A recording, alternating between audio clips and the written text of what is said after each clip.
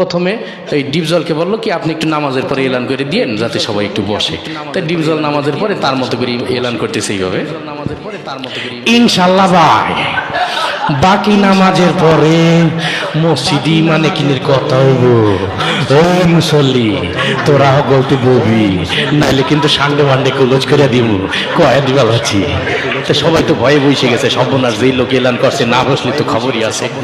তারপরে ওই প্রথম যে ইমানের বিষয়টা, কালেমার বিষয়টা দেওয়া হলো মিশা সওদাগরকে, যে আপনি একটু কালেমার বিষয়টা আপনার মতো একটু সাজাই গুছে বলেন।